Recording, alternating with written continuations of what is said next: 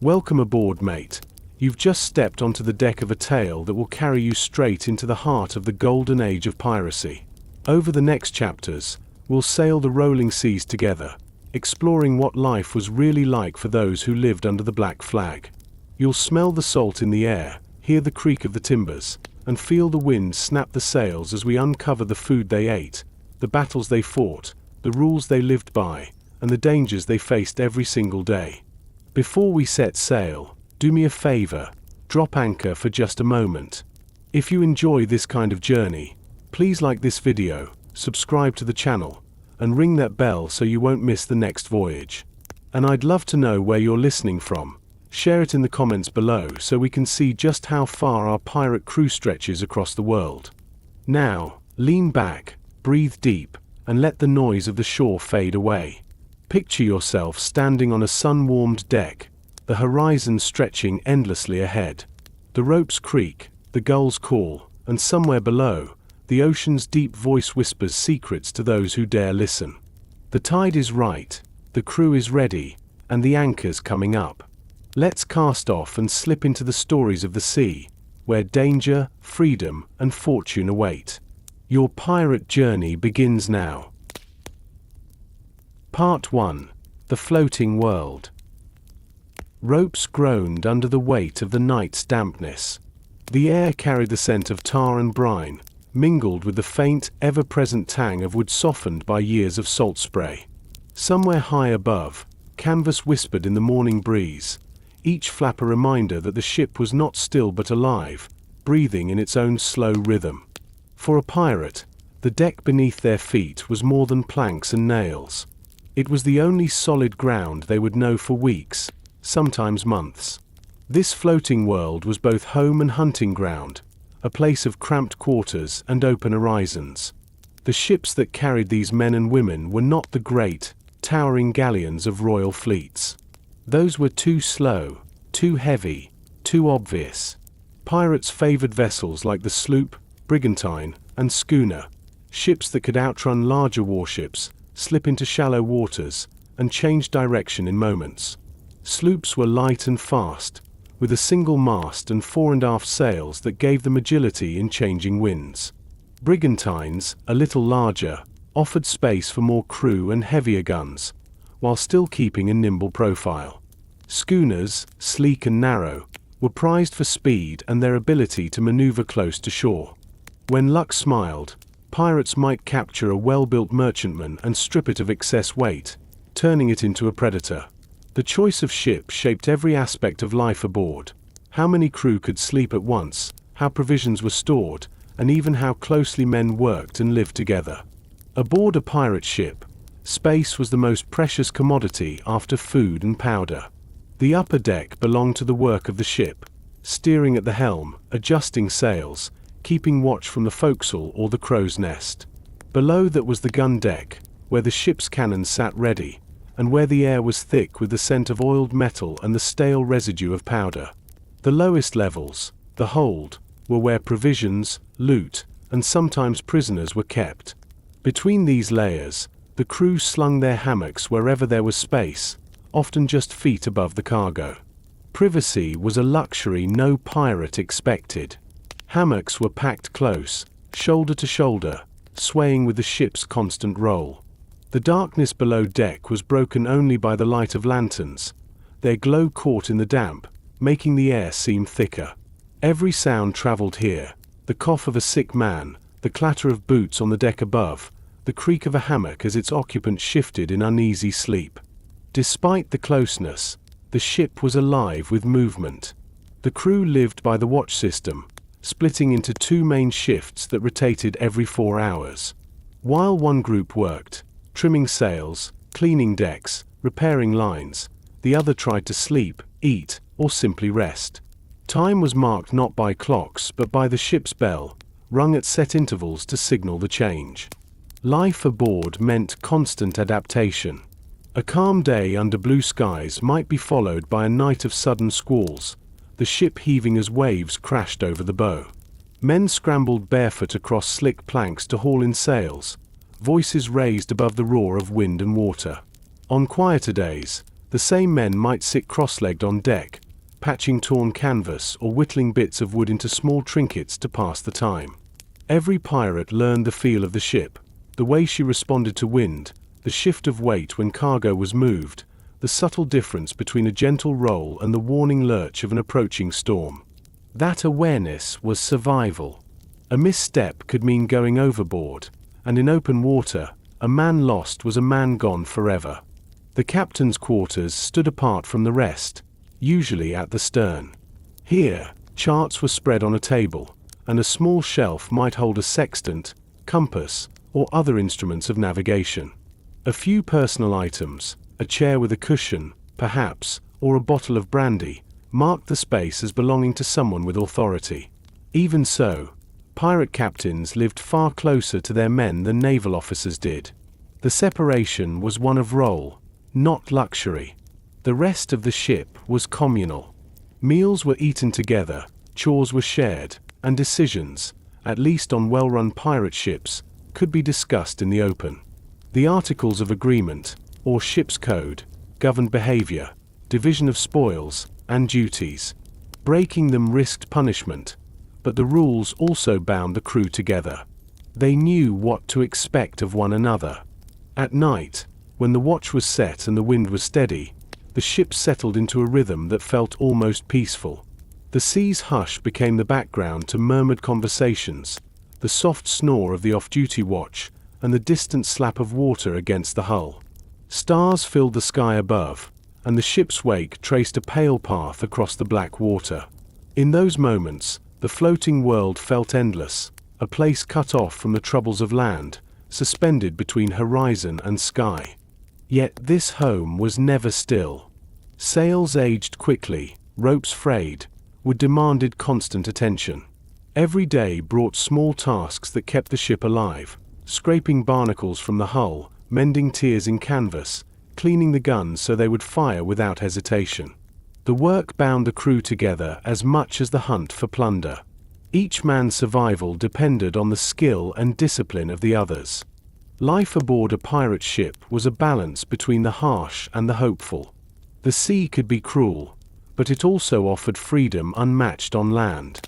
No taxes, no kings, only the Articles, the ship, and the horizon.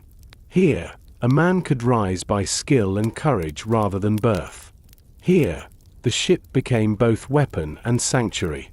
When the lanterns were dimmed and the night air cooled the deck, the crew's world shrank to the soft sway of the hammocks, the quiet breathing of shipmates, and the ceaseless pulse of the ocean beneath the keel. Tomorrow might bring pursuit, a storm, or the sight of a fat merchant vessel ripe for the taking. But tonight, the floating world held steady, cradling its restless crew as they dreamed to the rhythm of the tide. Part 2. The Pirate's Pantry. The first sound was the slow rattle of a wooden lid being pried open. A rush of stale air followed, carrying with it the unmistakable smell of salt meat, sharp, sour, and thick enough to coat the tongue before a single bite was taken. One of the ship's boys leaned over the opened barrel, his nose wrinkling as he reached inside for the day's ration. Food aboard a pirate ship was never about pleasure. It was about survival, and survival meant eating whatever could be stored long enough to last the voyage.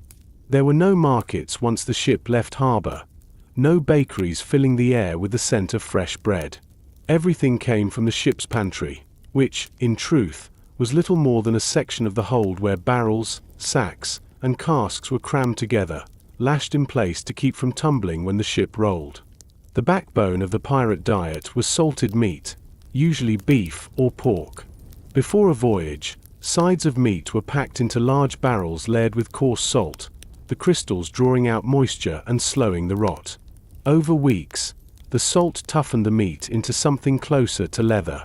To eat it, the cook, often a disabled or older crewman who could no longer fight, would soak the meat in water for hours, sometimes overnight, to leach out enough salt to make it chewable. Even then, it was far from tender. Alongside the meat came ship's biscuit, known in other parts of the world as hardtack. These thick, dry squares of flour and water were baked until rock hard, then stored in barrels that might remain unopened for months. They were famously unappetizing, bland, tooth-cracking, and often crawling with weevils. Pirates learned to tap the biscuit against the table to shake out the insects before taking a bite, though in truth, a bit of extra protein rarely went to waste. Water was essential, yet harder to keep fresh than food. Stored in wooden casks, it quickly developed a stale, musty taste, and in warm climates, algae could bloom inside. Pirates sometimes masked the taste by mixing the water with beer or rum, if either was available. Beer kept only for a few weeks before turning sour, but rum, distilled from sugarcane molasses, was nearly indestructible. A measure of rum, often diluted with water into what sailors called grog, became a daily staple on many ships. It lifted spirits, dulled aches, and in some cases, numbed the constant presence of fear. Fresh food was rare at sea, but whenever the opportunity arose, pirates took it. A raid on a merchant vessel might yield sacks of grain, dried beans, wheels of cheese, or, most prized of all, fresh fruit.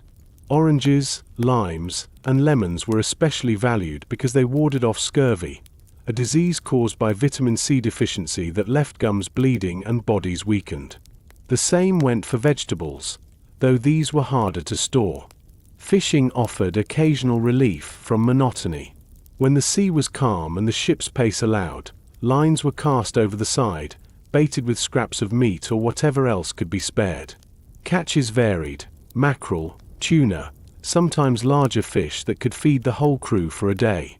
Cooking methods were simple: boiled in the ship's largest pot or, more rarely, roasted over an improvised grill set on the deck. The pirate cook worked in conditions that would horrify any land-based kitchen. The galley was little more than a firebox set into a bed of sand, designed to contain flames and keep them from spreading to the wooden hull. Smoke vented poorly, making the air thick and acrid. Pots swung from hooks, constantly shifting with the motion of the ship. Every meal required planning, not for taste, but to make sure the food lasted until the next port or prize. Spoilage was a constant enemy. A leaking barrel could turn an entire stock of flour into a sour-smelling paste.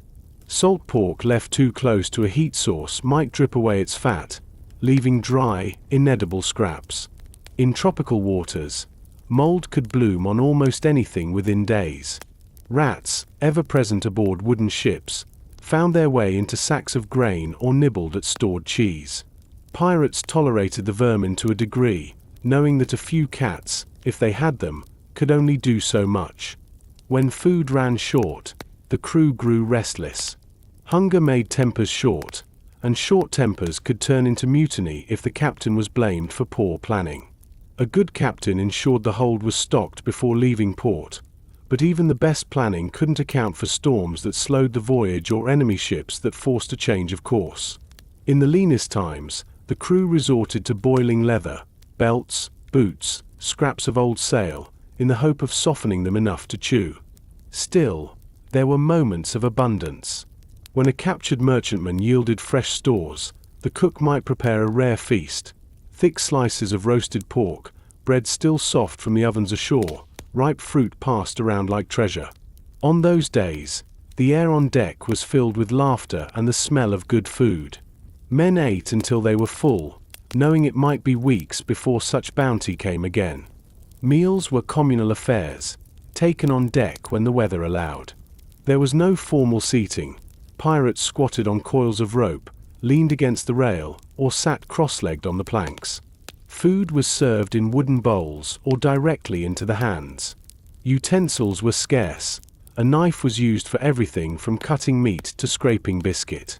The cook served the captain the same as any other man, a sharp contrast to the strict hierarchies of naval vessels. Drinking, however, could be another matter.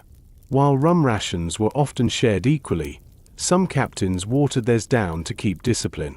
Others allowed more generous measures after a successful prize, letting the crew celebrate into the night. The line between camaraderie and chaos was thin, and experienced captains knew when to tighten control. Sweetness was rare but deeply appreciated. A captured cargo of sugar could be sprinkled on hardtack or stirred into hot water to make a kind of crude tea. Honey, when found, was treated almost as medicine. Dried fruit, when available, was eaten slowly, savored bite by bite. The quality of the pantry often reflected the fortunes of the crew. A prosperous season meant better stores, perhaps fine wine, exotic spices, or delicacies taken from rich merchantmen. A lean season meant hardtack, salted meat, and whatever could be fished from the sea. Yet even in hardship, pirates often fared better than common sailors in the navy or merchant service. Pirate crews had the power to vote out captains who starved them, and many codes required equal shares of food for all. Food was more than fuel, it was a measure of morale. A steaming pot of fish stew on a cold, wet night could lift spirits as much as the promise of gold. A ration of fresh bread could remind a man of home, even if only for a moment. In the long, repetitive days at sea, these small comforts became anchors, proof that they were still human in a life that demanded constant hardness. On some ships, the pantry held more than just food. Spices, coffee, and tea, when taken from other vessels, were kept in small locked chests, doled out sparingly. Tobacco, too, was treasured, chewed or smoked in pipes during rare moments of leisure. The smell of it mixed with the salt air, a scent many sailors would forever associate with freedom. A pirate ship's pantry was not just a store of provisions, it was a reflection of the voyage itself. Each barrel, each sack told a story, of ports visited, ships taken, storms survived. The pantry was a map written in flour, salt, and wood, charting the crew's journey as surely as the captain's charts marked their path across the sea. When the day's rations were handed out and the men gathered on deck, the ship seemed to settle into a rare moment of unity. Chewing slowly, talking in low voices, they shared more than just a meal. They shared the knowledge that for now, for this day, at least, they had enough. The wind might shift, the sea might rise, fortune might turn against them, but tonight the pantry had done its work. Below decks, the cook would close the lids, lash down the barrels, and make a mental note of what remained. The boy who fetched the meat would scrub the brine from his hands, already thinking of tomorrow's ration. And somewhere above, the watch would keep its eyes on the horizon, scanning for the next ship that might bring fresh stores, and with them, another day of full bellies and quiet satisfaction. Part 3. Rum, Water, and Other Necessities. A ladle splashed into a wooden bucket, sending a ripple of dark amber liquid across the surface. The smell that rose was sharp and warm, carrying with it a promise, or a warning, depending on the man who held the cup. Around the deck, voices quieted.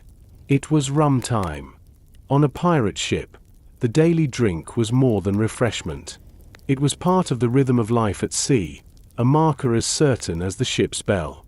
Fresh water was always precious, but the truth was that it rarely stayed fresh for long. Stored in wooden casks deep in the hold, it took on the taste of the barrels and the smell of the damp air. Within weeks, it could sour, grow cloudy, and sometimes grow things best left unnamed.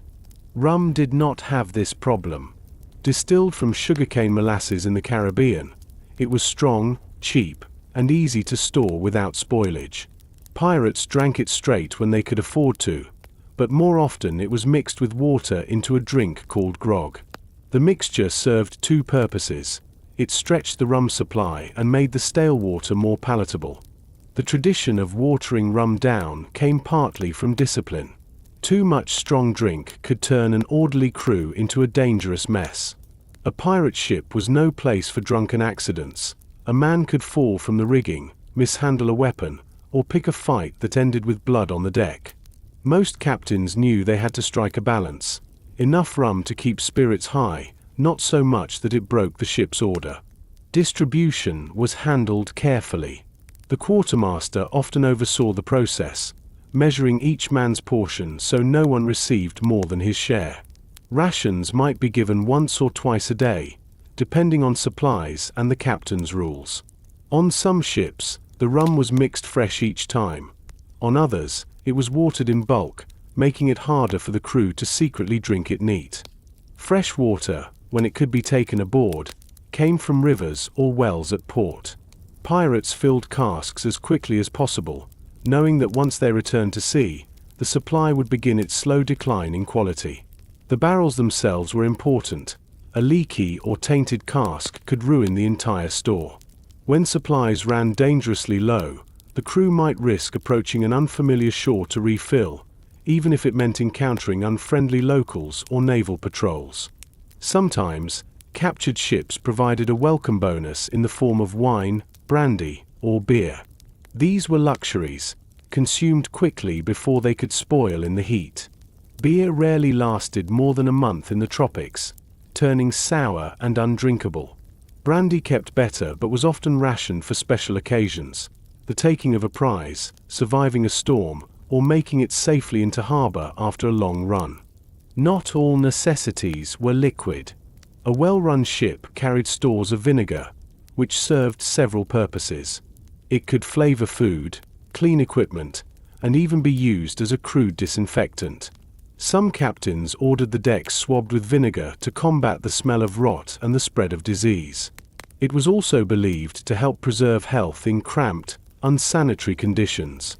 Herbs and spices, when available, were treasured. They could be used to flavor bland meals or mixed into drinks to cover unpleasant tastes. In ports with a strong trade in such goods, pirates might buy or steal small bags of pepper, cinnamon, or cloves, tucking them away for special meals.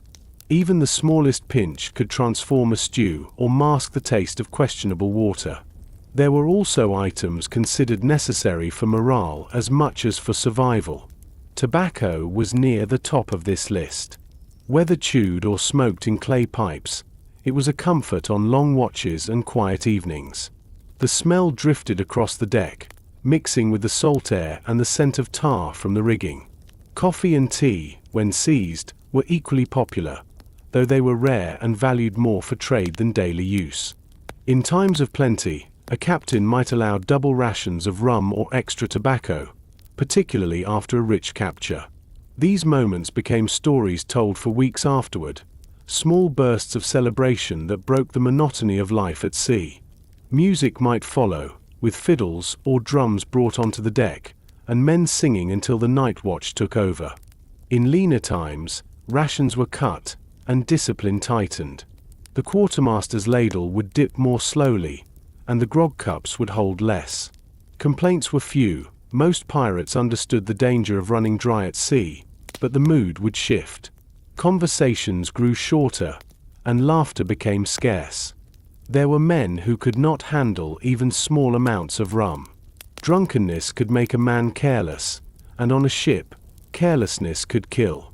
Fights sometimes broke out after drink, and captains had to decide whether to punish the offender, restrict his rations, or, in rare cases, put him ashore at the next port. Some pirate crews had their own rituals around drink. A first toast might go to the ship, the second to the captain, and the third, if the rum lasted that long, to whatever port they dreamed of reaching next. In the glow of lanterns, with the sea stretching into darkness, these moments bound the crew together as surely as any battle. Water remained the lifeblood of the ship. Without it, even the best-fed crew would weaken and die. When casks ran low, the captain might order strict rationing, giving each man only enough to wet his lips and keep his body from failing. Thirst was a quiet, creeping misery, made worse by the constant salt in the air and the knowledge that the sea all around could not be drunk. Rain was a gift from the sky. During storms or sudden showers, the crew spread sails or canvas to catch as much fresh water as possible, funneling it into buckets and barrels. Men stood with mouths open, letting the rain wash away days of salt and sweat. Sometimes, this was the only truly fresh water they tasted for weeks. The balance between rum and water reflected the balance of life at sea, endurance and pleasure, necessity and indulgence. Too much of one could be as dangerous as too little of the other. Experienced pirates understood this instinctively, learning to savor what they had while always looking to the horizon for more. Every ship's store of drink told its own story. A hold full of rum barrels spoke of recent raids in the Caribbean. A few casks of fine wine hinted at a captured Spanish galleon. Empty water barrels meant the crew had been too long without port, and desperation might be setting in. In the end, rum and water were not just physical necessities, they were symbols. Rum meant reward, celebration, and the fierce joy of a successful voyage. Water meant survival, discipline, and the quiet hope of seeing another sunrise. Between the two lay the reality of a pirate's life, a constant negotiation between the demands of the body and the desires of the spirit. When the last ladle was dipped and the cups were drained, the quartermaster would close the casks and lash them tight. Men would settle back into their tasks, their voices carrying across the deck, the taste of rum still lingering. Above, the wind pulled at the sails, and the ship moved steadily on, always searching, always hunting, always needing the next cask to keep her heart beating. Part 4. The Smell of the Sea and Men. A damp wind pushed through the rigging, carrying with it a mix of scents that clung to every inch of the ship. The salt of the ocean was always there, sharp and clean in the open air, but it was never alone. Beneath it lay the sourness of sweat, the heavy musk of damp wood, the lingering bite of tar and pitch, and the unmistakable reek of too many men living too close for too long. Life on a pirate ship was loud to the ears and rough to the hands, but it was the smell that marked it most deeply. Anyone who came aboard after weeks at sea would notice it before they saw the crew, an invisible fog of human life pressed into wooden walls. For the pirates themselves, the odor faded into the background. It was simply the smell of their world. Hygiene at sea was a challenge that few ever mastered. Fresh water was too valuable to waste on washing. Most men went weeks without bathing, their skin coated in salt from the spray and sweat from the labor of running the ship. Clothing absorbed the same mix, stiffening with dried salt until it could almost stand on its own. Changing into fresh garments was rare. Most wore the same shirt and trousers day after day until they rotted or tore beyond repair. Washing usually meant stripping to the waist during a rainstorm and letting the water do what it could. A sudden tropical downpour could turn the deck into a scene of laughter and relief, with men scrubbing themselves with handfuls of seawater before the rain rinsed them clean. Seawater left the skin sticky and hair stiff, but it was better than nothing. Soap, when it appeared, was a small luxury, often taken from a captured merchant ship and saved for special occasions. Clothing was as much a matter of survival as it was appearance. Wool kept men warm in the chill of dawn but reeked when damp. Linen was cooler in the heat but wore out quickly under hard labor. Leather belts and boots softened with the constant damp, sometimes rotting through entirely. Pirates patched and mended their garments with whatever they had, scraps of canvas, old rope, even bits of sailcloth stitched crudely into place. Below decks, the air was thick and unmoving. Lantern smoke mixed with the heat of bodies sleeping in close quarters, each hammock only an arm's length from the next. In the darkness, the smell of sweat and breath mingled with that of damp wood and salt-soaked ropes. If provisions were stored nearby, the odor of salted meat and aging hardtack joined the mix. Rats and insects, impossible to keep out entirely, left their own marks on the air. Illness was a constant threat. Scurvy was the most feared, its signs appearing slowly: bleeding gums, loose teeth, and a sickly weakness that made even climbing the ladder to the deck an effort. Without fresh fruit or vegetables, it could spread through a crew in weeks. Other ailments came more quickly: fevers from bad water, infections from untreated wounds, and skin diseases caused by constant dampness. The ship itself carried hazards to health. The bilge, the lowest part of the hold where water collected, was a dark, foul-smelling place that had to be pumped out regularly. The stagnant water there was often black, thick with rot, and alive with small crawling things. The job of cleaning or pumping it was dreaded, but it could not be avoided. A flooded bilge could sink a ship. Grooming was minimal. Beards grew thick or patchy, depending on the man, and hair was often left long enough to tie back with a strip of cloth. Combs were rare, fingers did most of the work. Lice were common, and some men chose to shave their heads entirely to rid themselves of the constant itch. Others endured it, scratching absently as they went about their duties. Even without bathing, pirates took pride in certain parts of their appearance. A bright sash, a clean scarf, or a well-kept hat could set a man apart. Jewelry, rings, earrings, or chains, was worn when it could be afforded or taken, both as decoration and as a portable store of wealth. A man might look ragged to the eyes but still carry himself with the pride of a free sailor. The smell of the ship changed with the weather.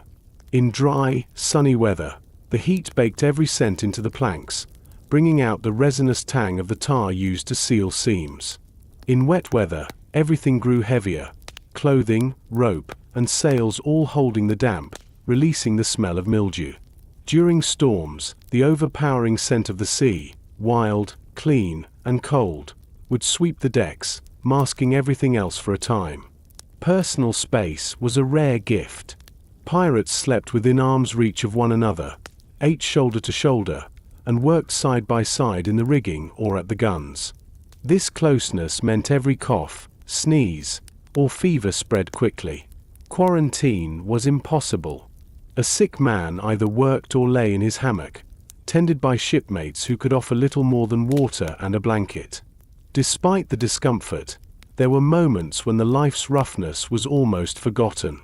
Standing on deck at sunrise, with the air still cool and the sea stretching smooth to the horizon, the wind carried only the sharp, clean scent of salt. At night, the smell of cooking drifted up from the galley, fish stew, salted pork, or beans, reminding the crew that their shared hardships also came with shared comforts. For pirates, adaptation was survival. They grew used to the smells that would have driven a landsman to gag. They learned to ignore the grime on their skin, the damp in their clothes, and the sourness of their bedding. Over time, they no longer noticed the reek of the bilge or the sour breath of a shipmate who had gone weeks without fresh food. Some captains tried to keep standards higher than others. A clean deck was not only a matter of pride but also safety. Loose scraps of food or spilled drink attracted rats and roaches, and clutter could trip a man in the middle of a fight or during a sudden shift in the ship's course. Swabbing the deck each morning became routine, the salty water thrown down in buckets and scrubbed away with stiff brushes. The mingled scents of a pirate ship told its story: the fresh tar from recent repairs, the iron tang of blood after a fight, the sweet spice from stolen cargo, and the bitter smoke of black powder. Together, they made a scent unlike anywhere else in the world. To those who lived it, it was the smell of freedom and danger, of hard work and harder living. When the wind was right, carrying the smell of land across the water, the crew would lift their heads, searching for the dark line of shore on the horizon. The scent of soil, of trees, and of flowers meant a break from the floating prison of smells they had known for so long. But they also knew that once the anchor was weighed again and the sails filled, the familiar odor of their ship would return, and with it, the life they had chosen. In the end, the smell of the sea and men was as much a part of the pirates' world as the creak of the rigging or the slap of waves against the hull. It was the scent of their work, their rest, their victories, and their losses. It clung to their clothes, their skin, and their memories long after they stepped ashore. And for many, it was a smell they could never truly leave behind. Part 5. Clothes and Colors. Morning light slanted across a heap of clothing beside the mainmast. A kerchief, a pair of worn slops, a coat trimmed from old canvas. The pieces did not match, yet together they looked ready for work. Hands would reach for them in minutes, tugging fabric into place before the first climb or the next haul. On a pirate ship, what you wore had to obey the sea.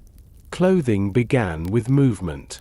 A shirt needed to breathe and give at the shoulder. Trousers had to allow knees to bend and feet to plant on slick planks.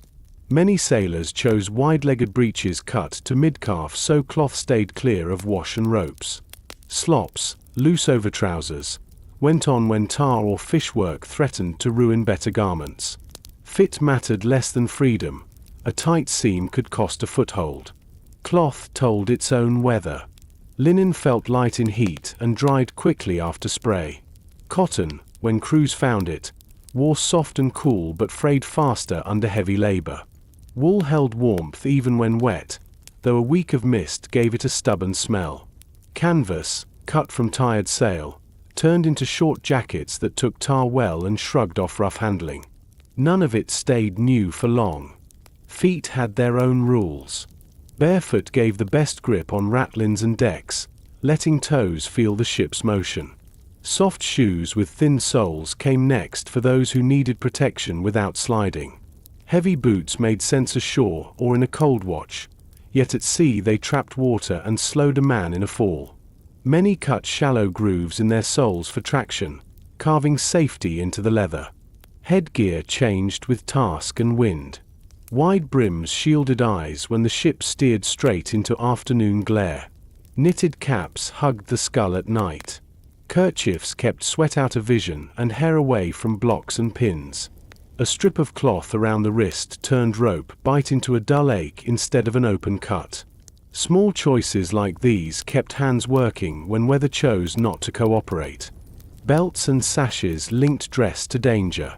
A plain strap held a rigging knife, marlinspike, and short lengths of line. When a fight was near, the same belt carried a cutlass frog, powder flask, and shot bag. Long sashes did two jobs at once. They brightened the deck and spread the weight of a brace of pistols across the belly. Tucked steel sat snug under the folds, close to the ribs, ready without clatter. Cloth, color, and weapon became one habit. Color had more work than decoration. Most days the ship wore the browns and grays of weathered wood, tar seams, and sun-washed rope. Against that backdrop, a red sash or a blue scarf felt like fresh wind. Bright cloth helped shipmates spot one another through powder smoke, and captains sometimes ordered a strip of the same shade tied at the upper arm before boarding so friendly steel did not mistake its mark. Cheer rode in color too. Crews needed brightness when the sea gave them the same view day after day. Finery arrived by surprise.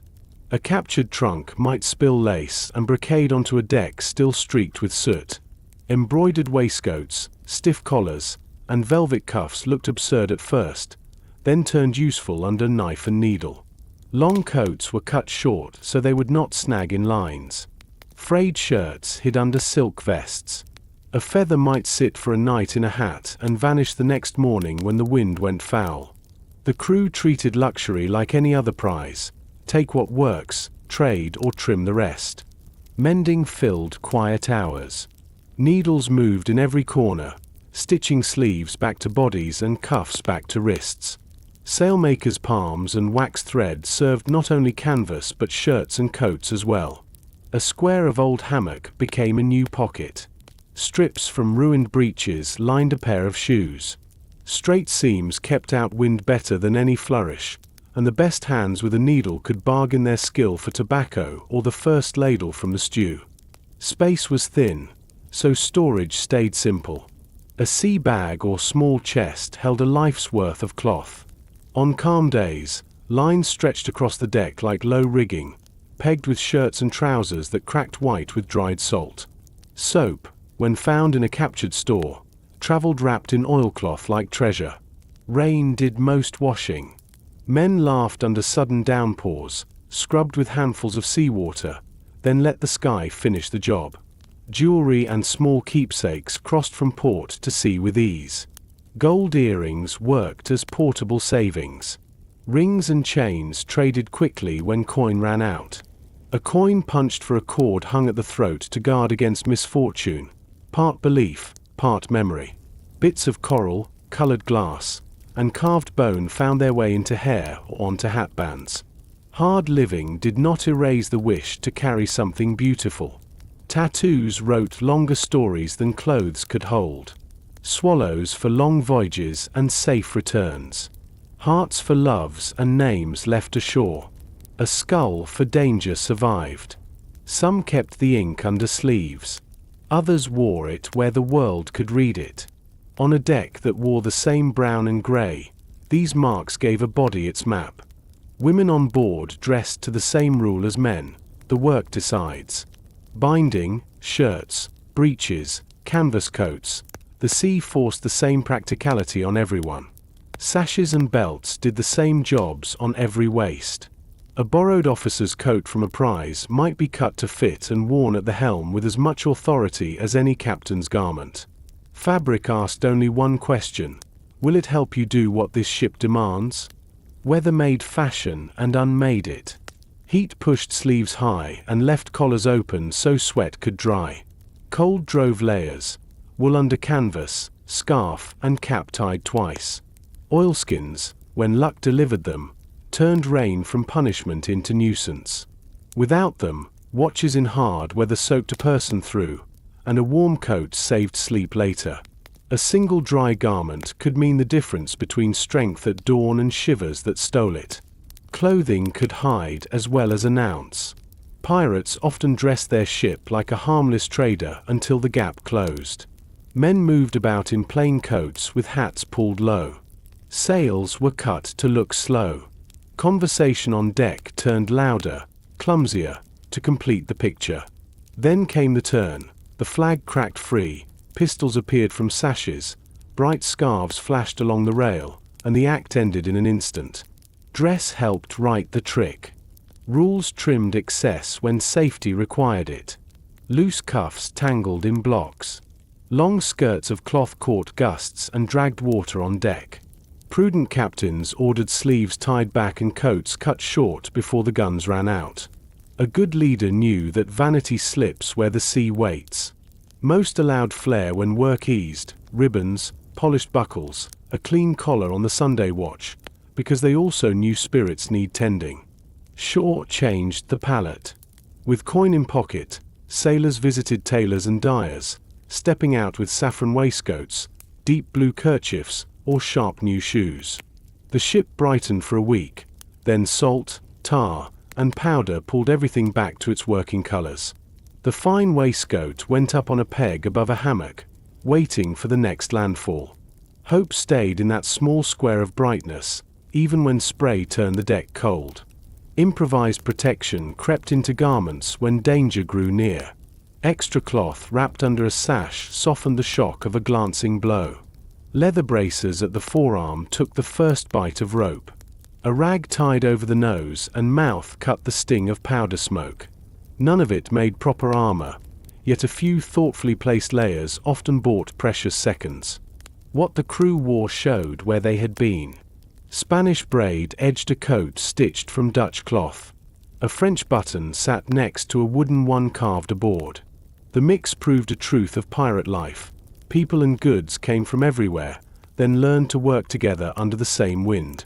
The deck became a crossroads, and clothing recorded the traffic. Punishments sometimes touched dress because comfort carries weight. A man who stole a shipmate's coat returned it and worked without his own for a watch. Another who dodged the pumps found his hat held back until the bilge ran clear. These measures stung more than a lash on some days. Warmth is a kind of mercy. Shade is a kind of rest.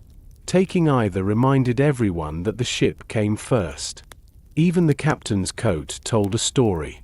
It might not be the finest garment aboard, yet it gathered meanings until it felt like a second logbook. A patched shoulder recalled a boarding fight that almost turned. A neat collar spoke of an orderly mind. Salt lines traced through the wool where spray had dried 100 times. When that coat settled across a back at the stern rail, the crew saw the past and present of the voyage in a single piece of cloth. Flags deserve a final nod because they are clothes for wood and wind. A black field and a white device said more than shouted threats ever could. A red banner ended debates. Painters ashore sewed and brushed these messages as carefully as any tailor fitted a coat, and when the cloth rose, the whole ship wore its intention. Color at that scale turned caution into decision on distant decks. Night softened everything. Lines of wet shirts hung like small sails in the lantern glow.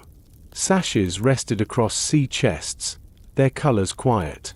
Shoes stood by hammocks with salt still shining on their seams. The ship breathed and the fabric dried and the sky filled with stars. Nothing in that scene felt grand, yet it held a calm power. The crew had what they needed for another day. Dawn would bring the same ritual with new purpose. Shirts pulled over shoulders. Belts buckled. Knots tied firm at the back of the head. A sash wrapped twice and a pistol tucked home. Colors flashed for a heartbeat, then settled into work. Out beyond the bow the horizon waited, wide and pale. Clothes and colors did not turn a sailor into something else. They reminded each person who they were, hands ready, eyes clear, body steady, on a moving world that never stopped testing them. Part 6. Weapons and Tools. A cutlass lay on the deck, its blade catching a thin slice of sunlight. The metal was worn in places, dark where salt had bitten over time, yet it still held a sharp edge. Someone had oiled it the night before, rubbing the steel until it felt smooth and ready. On a pirate ship, a weapon was never just a tool for fighting. It was a lifeline, a piece of personal pride, and sometimes the difference between living and vanishing beneath the waves. The cutlass was the pirate's closest companion in combat. Shorter than a long sword, it was easier to swing in the tight, crowded spaces of a ship's deck. The curved blade could slice through rope, sailcloth, or a man's guard with equal skill. Its guard wrapped over the knuckles, protecting fingers from splinters, steel, and sudden blows. In a fight, a good cutlass could parry an enemy's strike and answer with one of its own before the next heartbeat. Outside of battle, it served in daily tasks, cutting lines, trimming sail, or prying open crates. If the cutlass was the sword of choice, the pistol was its quick partner. Pirates favored flintlock pistols because they could be carried easily and fired with one hand. Many wore a brace of 2 or 3 tucked into their sash, ready for the first moments of a boarding fight. The trouble with pistols was their reload speed. A skilled hand could manage 2 shots a minute at best, so in battle they were often fired once and then used as heavy clubs. Powder and shot had to be kept dry at all costs. Even a light spray of seawater could ruin them. Other weapons had more specialized purposes. Boarding axes were small, sharp tools with blades that could hack through netting, cut away rigging, or dig into the wood of another ship for climbing. In defense, they severed enemy lines, sending grappling hooks splashing back into the sea. Belaying pins, usually used to secure ropes, could be pulled from their fittings and swung as sturdy clubs. Even tools meant for peaceful work could become weapons in desperate moments. For fights at a distance, pirates used muskets or blunderbusses. Muskets were accurate at longer ranges, often used to target a helmsman or an officer on another ship before the boarding began. The blunderbuss, with its wide flared muzzle, was less precise but devastating at close range. A spray of lead shot could clear a section of deck in one blast. Still, like pistols, these were slow to reload, and their value often came in the opening moments of a battle. Ships also carried swivel guns, small cannons mounted on swiveling stands along the rails. They could be loaded with anything from musket balls to nails or broken glass, turning them into massive shark guns that swept enemy decks. Their larger cousins, the broadside cannons, were the heavy hitters. These guns sat in rows along the ship's sides, each one secured to a wooden carriage with thick ropes to absorb the recoil. Loading a cannon was a careful, dangerous process. Swab the barrel, load the powder and shot, ram it down, prick the powder bag, prime the vent, and fire. Each step had to be exact, because a mistake could kill the crew operating it. Different types of cannon shot served different purposes. Round shot smashed through hulls, splintering wood into deadly shards. Grape shot or canister turned a cannon into a giant shotgun, spraying iron balls across a deck. Chain shot, 2 iron balls linked by a chain, tore through sails and rigging, crippling a ship without sinking it. Pirates often preferred chain shot when they wanted to capture a vessel intact. Weapons were only part of the story. Tools kept the ship and crew alive long enough to use them. Every sailor carried a rigging knife and a marlinspike on his belt. The knife cut rope, canvas, and wood as needed. The marlinspike, a tapered metal tool, opened tight knots and separated strands of rope for splicing. Without them, even the smallest repair could become a major problem. The carpenter's tools were just as important. An adze for shaping wood, saws for cutting planks, augers for drilling holes, and caulking irons for sealing seams kept the hull sound. When cannon fire punched holes below the waterline, the crew sometimes fothered a sail, covering it with anything from oakum and wool to dung and tallow, and hauled it under the hull to plug the leak until they could reach safety. These repairs could mean the difference between limping into harbor and sinking in open water. Keeping the ship dry below decks was the job of the pumps. They ran day and night, worked by teams in shifts.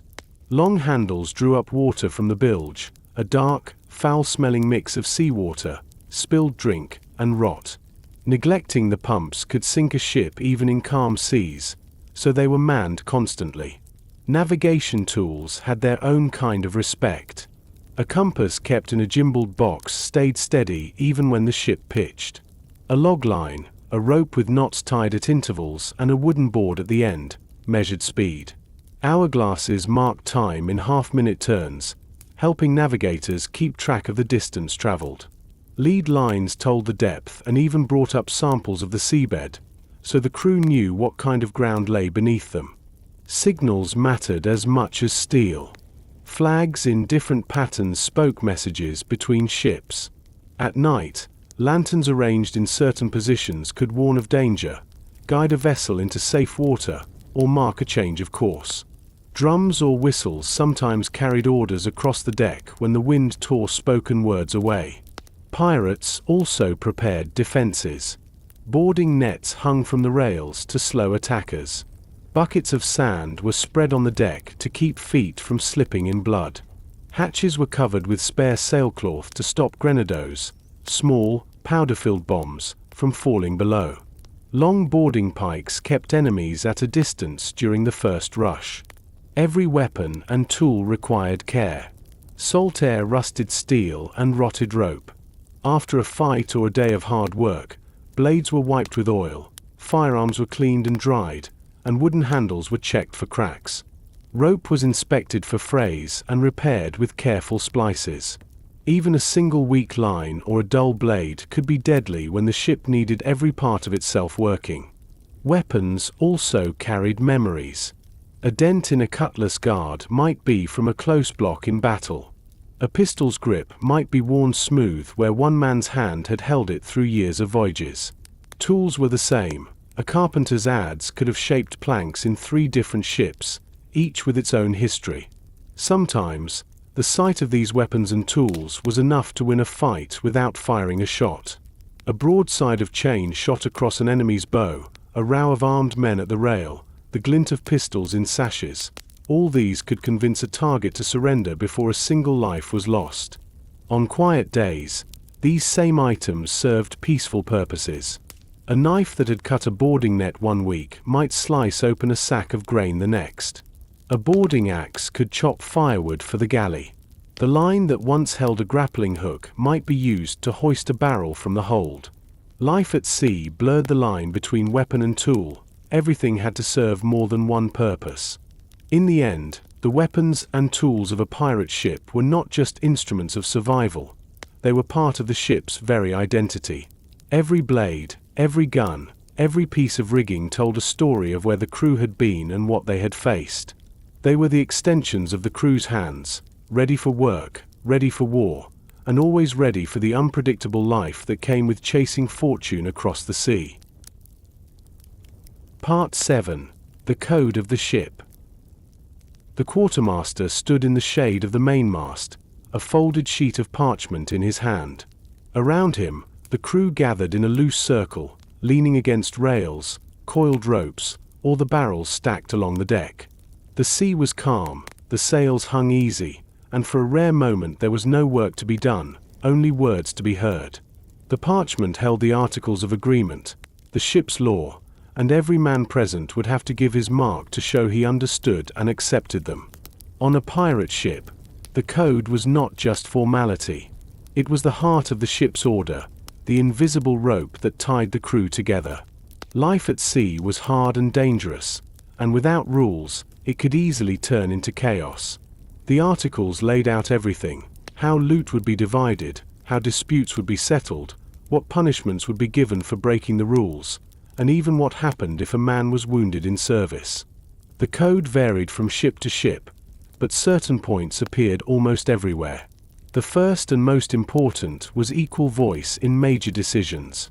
Unlike naval vessels or merchant ships where the captain's word was absolute, pirates often voted on where to sail, which ships to attack, and even whether to keep or remove their captain. Every man's voice carried the same weight, from the youngest deckhand to the most seasoned gunner. This didn't mean the ship was run like a free-for-all.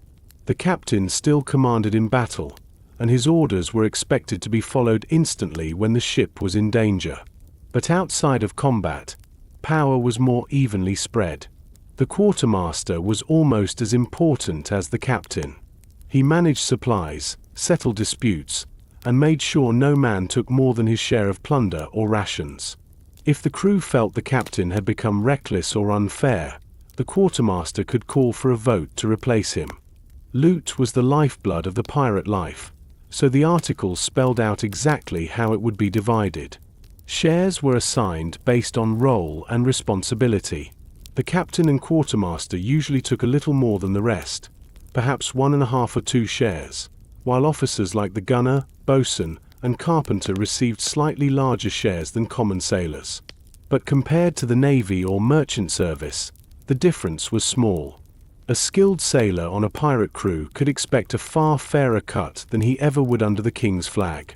Provisions for the wounded were another key part of the code. Losing a hand, an eye, or a leg in service to the ship did not mean a man was left to starve. The articles often promised compensation, a set amount of gold or silver for each injury, paid out of the common fund before the rest was divided. This was more than most governments offered their sailors, and it was one reason pirates were willing to risk their lives alongside one another. The code also set strict limits on fighting among the crew. Disagreements were bound to happen in the cramped, stressful life aboard ship, but brawling with knives or pistols was forbidden. If tempers boiled over, the men involved might settle it with fists on the deck under the quartermaster's eye, or in some cases through a duel on shore. The goal was to prevent blood from being spilled among shipmates. The crew needed every man fit for the next fight. Another common rule forbade gambling for high stakes. Small wagers on dice or cards were tolerated, but anything that risked a man's weapons, gear, or share of loot was discouraged. Losing too much could weaken the crew's fighting strength or cause resentment that festered into real trouble. Weapons themselves were treated with care and respect, and the articles often required that every man keep his arms ready for use. A pistol with damp powder or a cutlass left rusty could cost lives in battle. Regular inspections were done to make sure weapons and powder were in good order. There were also rules for discipline. Theft from a fellow crew member was one of the worst crimes aboard a pirate ship. Stealing from the common store or from another man's chest could result in severe punishment: whipping, marooning, or even death in the harshest cases. The same went for desertion.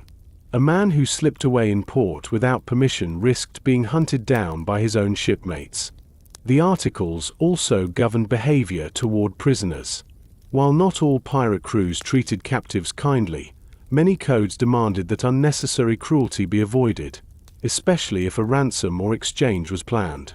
In some cases, harming prisoners without cause could earn a man punishment from his own crew, not out of mercy, but because it was bad business to ruin a potential profit.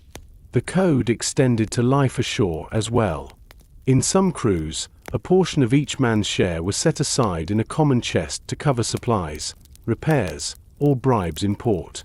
This prevented the entire crew from spending every coin in drunken celebration and returning to sea unprepared. Signing the articles was a serious act. Most men could not write their names, so they made their mark, an X, a symbol, or a crude drawing, in front of witnesses. Once a man signed, he was bound by the code, and breaking it meant facing the agreed punishment. For some crews, that punishment could be decided by the captain and quartermaster. In others, the whole crew voted on the sentence. The code also gave the crew the right to replace their leaders. If the captain failed in battle, made poor choices, or abused his position, the crew could hold a vote and choose another. This was a sharp contrast to naval ships, where a captain's authority came from the crown and could not be challenged by the men under him. Even with these rules, pirate life was far from gentle. Discipline could be swift and harsh. Lesser offenses might earn extra work, loss of pay, or public humiliation. Greater crimes brought the threat of being marooned, set ashore on a deserted island with nothing but a small amount of food and water, or worse, a quick execution to set an example for the rest. Despite its harsh edges, the code was one of the main reasons pirate crews could operate as well as they did. It balanced freedom with order, gave every man a voice, and made sure rewards were shared fairly. In a world where most sailors were treated as expendable labor, the articles offered dignity and a sense of belonging. The parchment in the quartermaster's hand was more than ink and words. It was the promise that each man's effort and risk would be matched by a fair share of reward, and that his shipmates would stand beside him not only in battle, but in the decisions that shaped their fate. The code made the ship more than a vessel. It made it a community, bound together by choice. As the quartermaster read each rule aloud, the crew nodded, muttered agreement, or asked questions. When the reading was done, each man stepped forward to leave his mark. The parchment was then stored in a safe, dry place, guarded as carefully as the ship's powder. And with that, the code of the ship was in force once more, ready to guide them through calm seas, storms, and the uncertain days ahead. Part 8. Plunder and Prize. A shout from the lookout cut through the steady creak of the ship. "Sail ho!" The crew lifted their heads almost as one, eyes searching the horizon. A pale triangle of canvas showed against the sky, faint but growing. In moments, the quiet rhythm of daily work shifted into something sharper. The chance for plunder had appeared. Every pirate lived for such moments. Loot was the reason ships left port, the reason crews risked storms, battles, and the hangman's noose.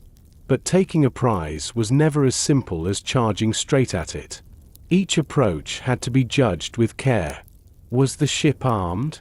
Could it outrun them? Was it worth the risk of damage and wounded men? A slow merchantman, heavy with cargo, was ideal. A warship bristling with guns could mean disaster.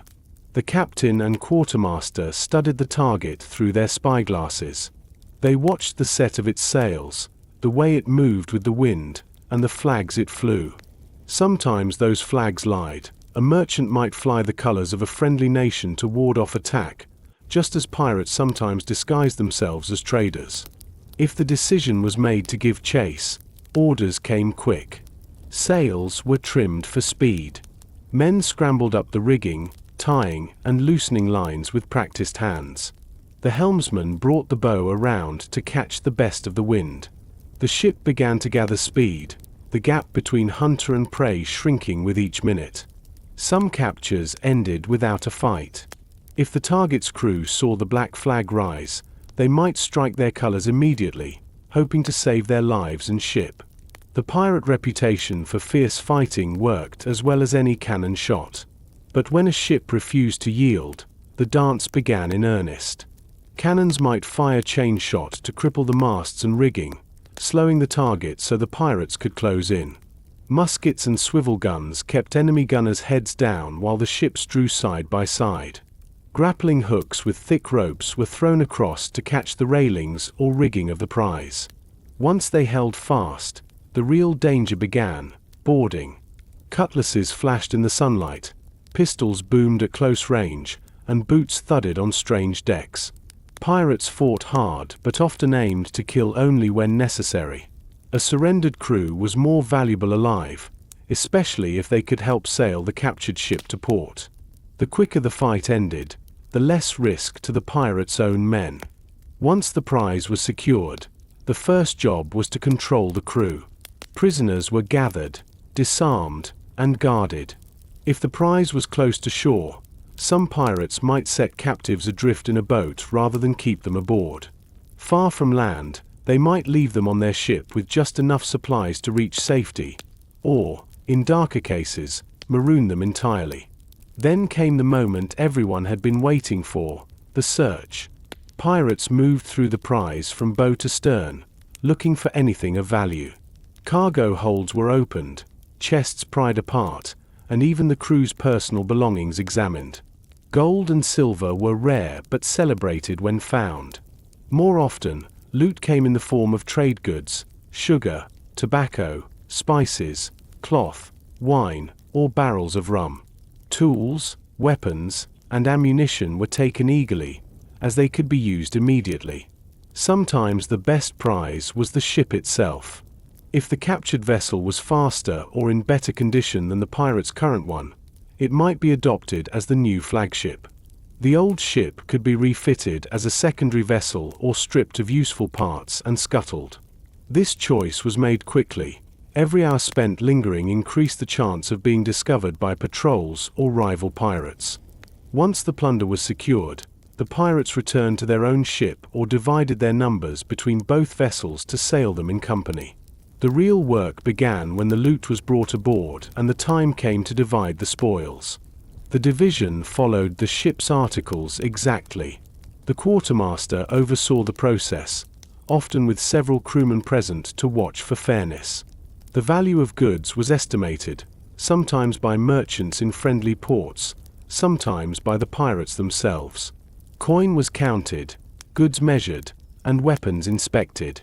First came any deductions required by the code. Compensation for the wounded was paid out before anyone else saw a coin. A man who lost an arm or leg received the set amount promised in the articles, perhaps 600 or 700 pieces of 8 for a lost leg, half that for a hand or an eye.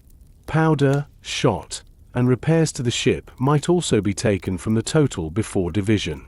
After deductions, the shares were handed out. The captain and quartermaster took their agreed portion, usually 1.5 or 2 shares each. Officers like the gunner, carpenter, and boatswain received slightly more than a common sailor. The rest of the crew took their full share, each man knowing exactly what to expect. This fairness was one of the strongest bonds on a pirate ship. In the Navy, the same work might earn a sailor almost nothing compared to his captain. Goods that could not be easily divided, barrels of rum, rolls of cloth, or chests of spices, were often sold in port, with the profit shared later. Sometimes a man could take an item in place of part of his coin share, especially if it was something he could trade on his own. Not all loot was for sale. Some items stayed aboard for use. Better sails, spare anchors, fresh rope, and extra weapons all made the ship stronger. Food and drink were divided among the crew immediately, and fresh supplies were especially welcome after weeks at sea. There was also a certain joy in finding personal luxuries. A bright sash, a fine coat, a silver buckle, these might not be worth much in trade, but they were treasures in their own way. Pirates often kept such items as marks of success, wearing them proudly until the sea or battle wore them out. Selling plunder could be as tricky as taking it. Not every port welcomed pirates, and not every merchant would risk buying from them. This made pirate havens valuable. Places like Nassau in the Bahamas or Port Royal in Jamaica, where local governors or corrupt officials turned a blind eye in exchange for bribes or a cut of the profit. Here, stolen goods could be sold, refitted, or even laundered into legal cargo. The excitement of a rich haul was always balanced by the danger it brought. A heavily loaded pirate ship moved slower, and rumors of a big capture could draw naval patrols like sharks to blood. Sometimes the crew had to choose between keeping everything and risking pursuit, or throwing some of it overboard to keep their speed. The decision was never easy, but survival often came before greed. Once the loot was sold and the coin in their pockets, many pirates headed for taverns, gambling tables, or markets. For some, The gold lasted only a few weeks ashore before they found themselves back at sea, looking for the next prize. Others saved their earnings for a time when they might leave the life altogether, though few truly managed it. The cycle repeated itself again and again, spotting a sail, giving chase, taking the prize, and dividing the plunder. Each success built the crew's reputation, making the black flag a symbol feared across trade routes. But every capture also left a trail: ships that had escaped, ports that whispered names, and enemies who learned to hunt them. Plunder was the heart of the pirate's life, but it was also the source of constant risk. A single bad fight could strip a crew of everything they had gained.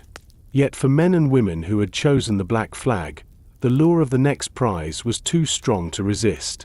As long as there were ships to chase and goods to take, the cycle of plunder and prize would keep them out on the wide water, chasing fortune and daring the noose. Part 9. Prisoners and Slaves. The shouting after a fight faded into a quieter, tenser noise. The sound of boots on deck, ropes creaking as bound men shifted, and the low murmur of voices deciding what to do next. The prize had been taken. The cargo was secure. Now came the harder part, deciding the fate of those who had been aboard. Capturing prisoners was part of piracy, but it was never a simple matter. Every extra person on board meant more mouths to feed, more space taken, and more chances for trouble. Yet prisoners were also valuable. They could be ransomed, traded, or even convinced to join the crew. Each case demanded quick judgment, made in the heat after battle. The first step was control.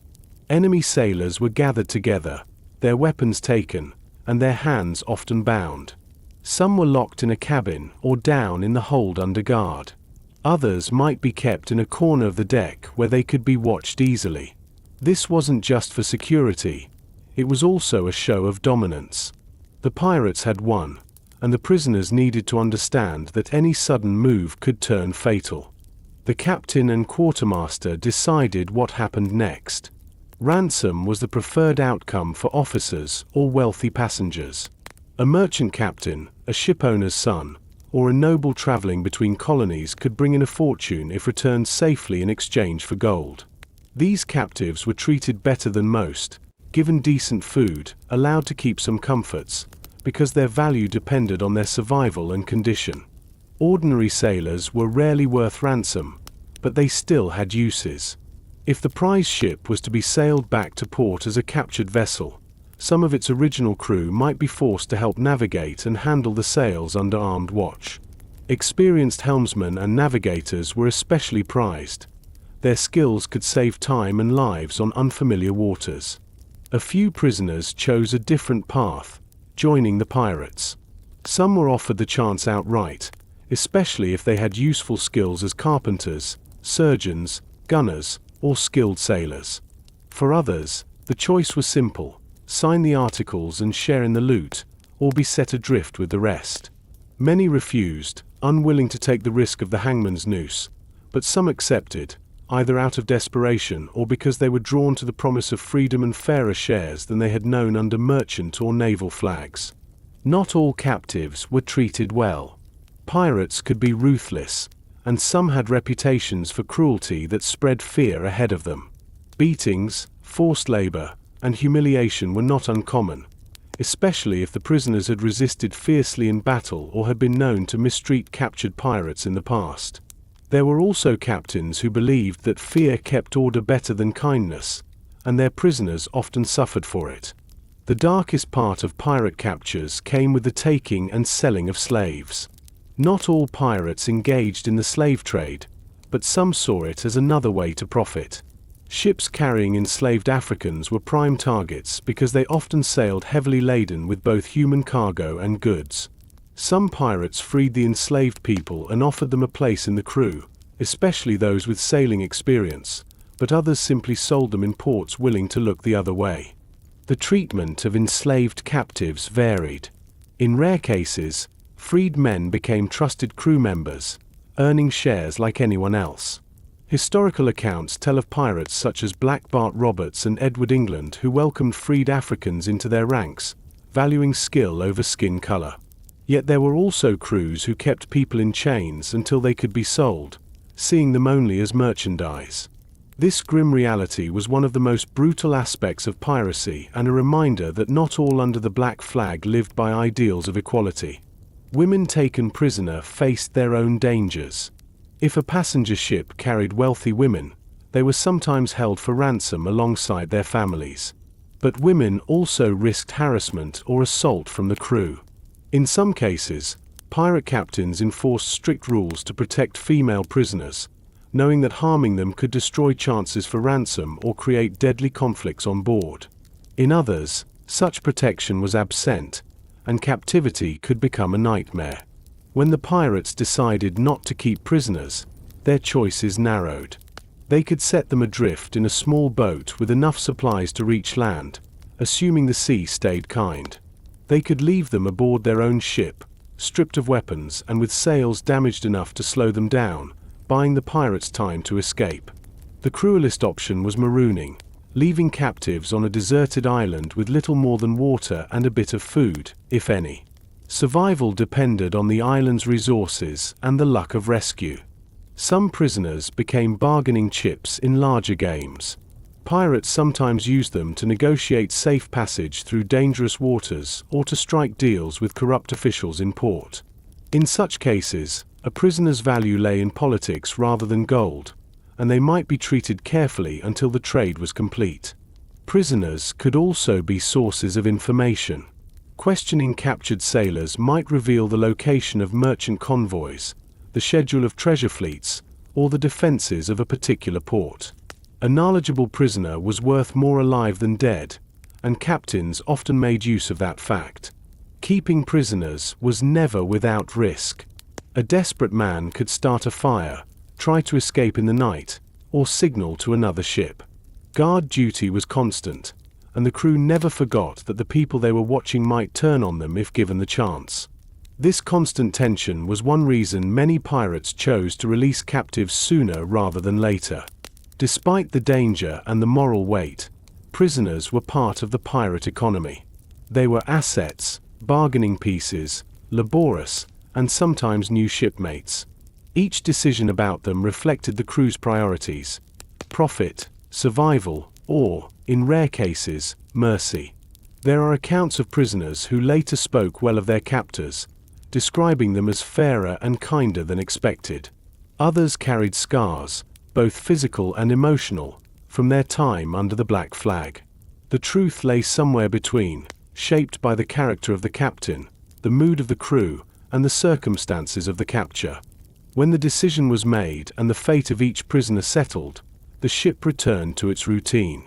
The men went back to their stations, the sails filled, and the horizon stretched wide again. Yet in the minds of the captives, whether they were bound for freedom, ransom, or the crew itself, the image of the pirate ship, with its colors snapping in the wind and its crew watching from the rail, would never fade. For the pirates, prisoners and slaves were part of the cost and reward of their trade. They could bring danger, profit, or both.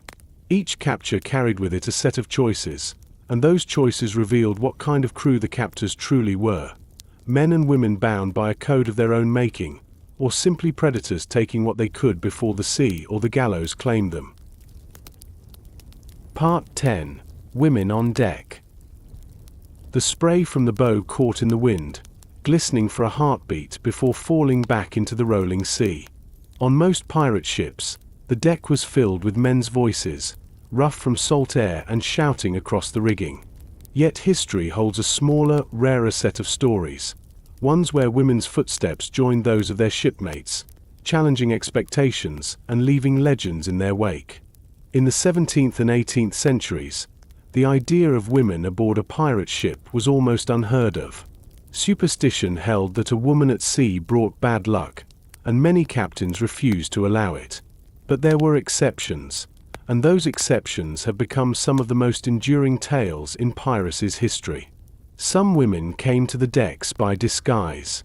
They bound their hair, wore loose shirts and trousers, and took on men's names. Mary Read is perhaps the most famous of these. She had served as a soldier and sailor long before she joined Calico Jack Rackham's crew, hiding her identity until circumstances forced her to reveal it. Her skill with weapons and her fierce presence in battle earned her respect, even from hardened pirates who had once doubted her. Others, like Bonnie, did not hide at all, and was known for her temper, her sharp tongue, and her fearless fighting. She sailed alongside Calico Jack and Mary Read, dressed in men's clothes when it suited her, but never denying who she was. Witnesses claimed she fought as fiercely as any man, and perhaps with more to prove. Not all women on pirate ships were fighters. Some were partners or companions of the crew, choosing life at sea over the restrictions of life ashore. In rare cases, women served as navigators or healers, using their skills to earn a place aboard. But these instances were exceptional. The majority of women found aboard pirate ships were prisoners or passengers taken from captured vessels. Life for these women varied wildly depending on the crew. Some were treated respectfully, especially if they were of high value for ransom or came under the protection of a captain who enforced strict rules. Others faced harassment or worse, particularly on ships where discipline was loose and the Articles of Agreement did not protect them. There are accounts of pirate codes that explicitly forbade harming women taken prisoner. Bartholomew Roberts' articles, for example, made such actions punishable by death, recognizing both the moral and practical dangers of allowing abuse. A violated prisoner could mean trouble in port, resistance from valuable captives, or internal fights among the crew. Women who chose piracy often faced a constant battle for legitimacy. Every action was judged more closely, every failure magnified. But those who proved themselves could gain the loyalty of their shipmates. In battle, skill and courage mattered more than gender. A steady hand with a cutlass or musket earned its own respect. The roles women took on deck were shaped by the needs of the crew. In combat, they might fire pistols, reload muskets, or swing a blade alongside the men. When the fight was done, they could help tend the wounded, cooking and cleaning, or repairing sails and clothing. Life on a pirate ship allowed little room for idleness, no matter who you were. For those disguised as men, keeping the secret was a matter of survival. Ships were small worlds, and privacy was scarce. A shared hammock or the close quarters of the gun deck left little space for maintaining illusions. Illness, injury, or even the need to bathe could reveal the truth, and when it happened, the crew's reaction determined everything. Some took the news in stride, especially if the woman had already proven her worth. Others saw it as a betrayal or a challenge to the ship's order. The presence of women could also shift the balance of relationships on board. Affection, jealousy, and rivalry were not uncommon, and the crew's discipline often determined whether such tensions boiled over into trouble. On some ships, the captain and quartermaster strictly forbade romantic entanglements among crew members, knowing how quickly they could fracture unity. On others, such matters were left to work themselves out, sometimes violently. There were also women who influenced piracy without ever taking to sea.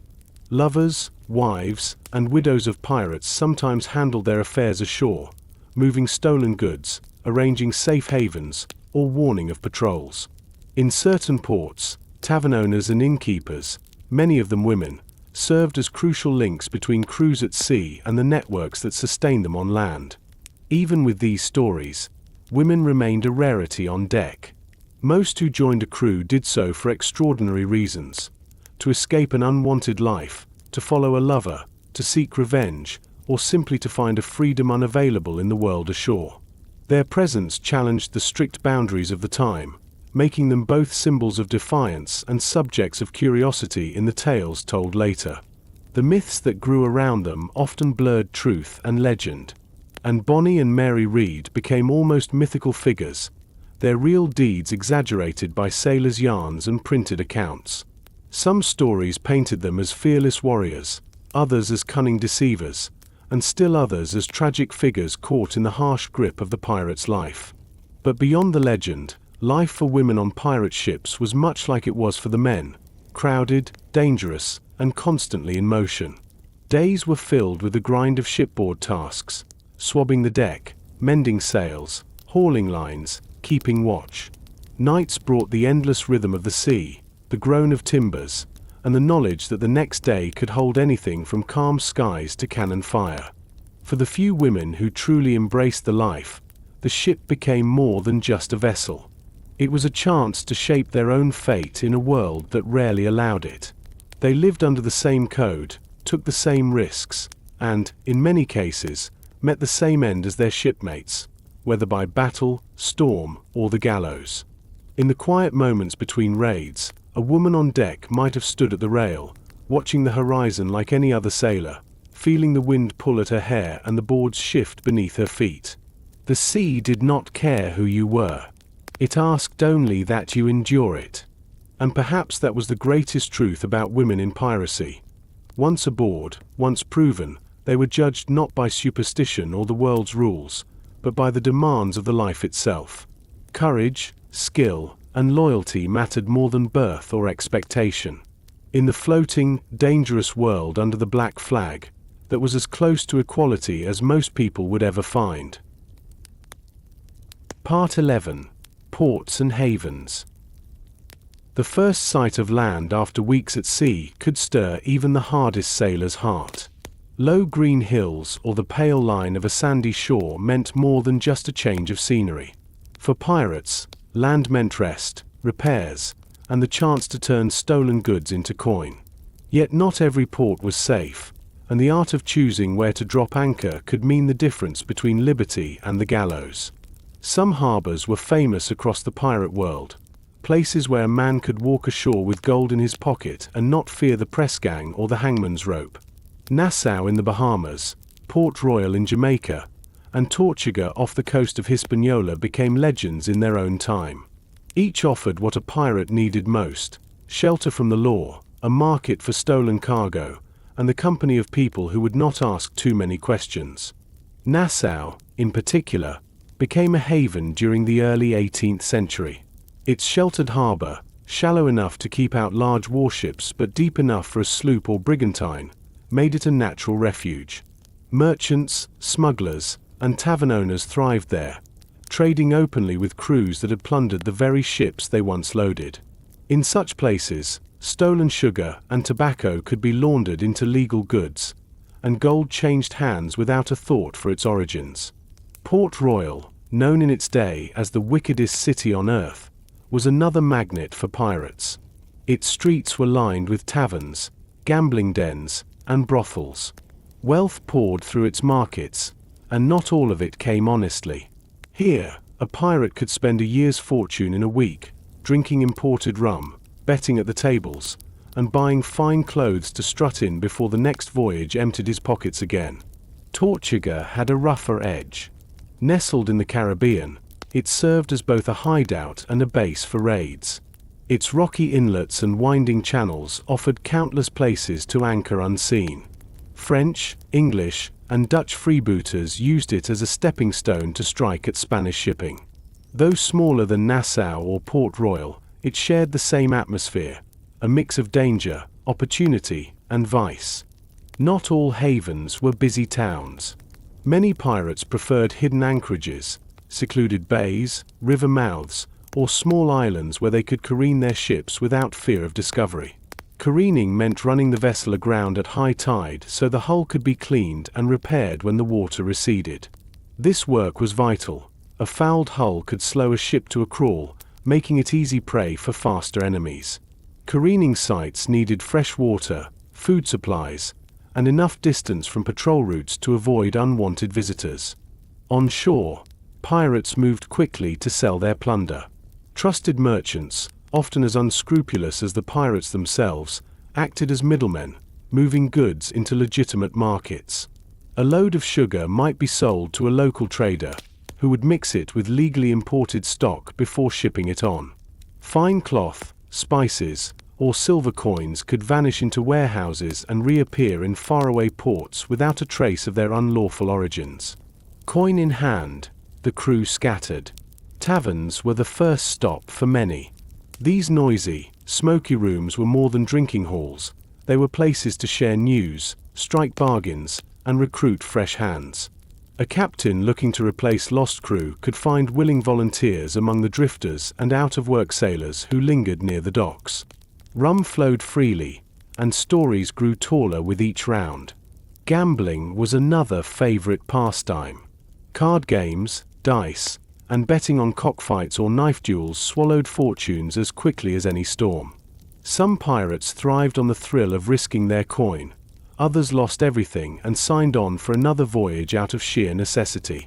For those who had been long at sea, the ports offered pleasures and dangers in equal measure. Brothels flourished near the waterfront, and many pirates spent freely, knowing that tomorrow could bring battle or capture. Yet these places were also hunting grounds for thieves, swindlers, and informers. A careless word or a drunken boast could bring the law down on a crew before their ship had even left harbor. Not every moment ashore was spent in excess. Some pirates used their time in port to send money or goods to family, to repair their weapons, or to buy supplies for the next voyage. Others invested in property or businesses, hoping to build a future beyond the sea. A few succeeded, slipping quietly into civilian life when fortune favored them. But the havens that welcomed pirates also held their own risks. Political winds could shift suddenly. A governor who once turned a blind eye might be replaced by one eager to curry favor with powerful nations. Treaties between empires could close ports that had been friendly for years. Crews who returned expecting safety could find soldiers waiting instead. The wise captains kept multiple safe harbors in mind and never trusted too deeply in the protection of any one place. The sea was their true home. Ports were temporary shelters, not fortresses. Even in Nassau or Port Royal, watchmen kept an eye on the horizon for ships flying the flags of Britain, Spain, or France, ready to slip away at the first sign of danger. There were also ports known only to pirates and their allies. Hidden settlements deep in mangrove swamps, coves marked on no official map, or villages along remote coasts where local rulers valued trade over law. These secret havens were whispered about in taverns and passed on like treasure maps between trusted captains. For the pirates themselves, stepping onto solid ground after weeks or months at sea was a kind of rebirth. The smells of land, cooking fires, flowers, even the dust of the streets, was strange after the endless salt of the open ocean. The feel of unmoving earth beneath their boots was a reminder that the sea, for all its vastness, was not the whole world. Yet for all the temptations and dangers of the ports, the call of the horizon always lingered. A man could only spend so long ashore before the ship, the wind, and the promise of the next prize began to pull at him again. Gold bought in port was gold meant to be spent, and a new voyage was often the only way to replace it. In the end, the ports and havens of the pirate world were more than just places to rest. They were the beating hearts of the Black Flag's economy, the crossroads where stolen goods became coin, and where crews became whole again. Without them, the life at sea would have been far shorter and far harsher. For the people who lived in these places, merchants, tavern keepers, shipwrights, and smugglers, the pirates were both a blessing and a curse. They brought wealth, but also trouble. They filled coffers even as they attracted the wrath of kings. And as long as the sea lanes carried fat merchant ships, the ports would keep their doors open, ready to welcome the Black Flag back to shore. Part 12. The Pirate Code. A ship under the Black Flag might look lawless from the outside, but inside its decks ran a system as strict as any navy's. The difference was simple. On a pirate ship, the rules were made by the crew themselves, not handed down by distant kings or admirals. These rules were written in what came to be called the Articles, the Pirate Code, and they shaped daily life as much as wind, weather, or the hunt for prizes. Every crew's articles were a little different, but they all served the same purpose: to keep order, to divide the spoils fairly, and to make sure everyone knew the limits of their freedom. Without them, the tensions of cramped quarters, long voyages, and constant danger could turn a ship into chaos. The process of making the code began when a new crew was formed. This could happen after a mutiny, the capture of a prize ship, or when men simply agreed to sail together under a chosen captain. The articles were read aloud so every man, and occasionally every woman, understood them. Then the crew signed, often making their mark if they could not write. Signing the articles was more than formality. It meant you accepted the rules, the punishments, and your share of the risks. Many codes started with the division of loot. The captain often received 2 shares, the quartermaster 1.5, and officers slightly more than ordinary sailors. Everyone else got an equal share, no matter their background or past rank. This was one of the great appeals of pirate life. A man could make more in a single raid than in years of service on a merchant or naval vessel, and the distribution was far more even. The code also set out rewards for bravery or injury. A man who lost an arm might receive a set amount of gold as compensation, the same for the loss of a leg or an eye. These payments, known as shares of the prize, were a form of early insurance, a recognition that injury in the service of the crew deserved more than pity. Discipline was another key part of the code. Theft from the common goods, striking another crewman without cause, or disobeying a direct order could bring harsh punishment. Depending on the crew, this could mean a fine, loss of shares, whipping, or in extreme cases, marooning on a deserted island. Some articles dealt with the treatment of prisoners, especially women. Certain captains, like Bartholomew Roberts, forbade harming female captives entirely, with death as the penalty. Others banned gambling or limited drinking, knowing how quickly both could cause disputes. The captain's power was also clearly defined. At sea, during battle or dangerous situations, the captain's word was law. But in most other matters, the quartermaster held equal or greater authority, representing the crew's interests. Decisions like where to sail next, whether to attack a target, or how to handle prisoners were often put to a vote. This democratic approach set pirate ships apart from most of the world's navies. Sailors on merchant or military ships had little voice in their fate. Pirates, by contrast, could challenge or even remove their captain if enough of the crew agreed. A bad leader could be voted out without bloodshed, though in practice, mutiny still happened. The articles extended to daily life. They might dictate quiet hours for rest, assign watch rotations, or set the rules for cleaning and maintaining the ship. In such a small, shared space, even minor disputes could grow into serious trouble if not managed. The code acted as both a guide and a shield, giving every crewman a sense of where he stood. Enforcement was taken seriously. The quartermaster often acted as judge in disputes, with a group of crewmen serving as jury. Punishments were carried out swiftly to keep resentment from festering. Even captains were not above the law. If caught breaking the code, they could face the same penalties as any other man aboard. Some pirate codes survive in writing today, preserved from captured ships or recorded by those who hunted them. Black Bart Roberts' articles, for instance, included bans on gambling, strict rules for lights and candles after dark, and a requirement that every man keep his weapons clean and ready for battle. These rules might sound harsh, but they served a purpose beyond discipline. They created trust. A pirate's life was risky enough without having to watch your back against your own crew. By agreeing to the code, each sailor knew what to expect, his rights, his duties, and the limits of his freedom. The articles also reinforced the idea that a pirate crew was a partnership. Everyone had a stake in the success of the voyage, and everyone shared in the rewards. This sense of equality, rare in the rigid class systems of the time, made the pirate ship a unique place in the early modern world.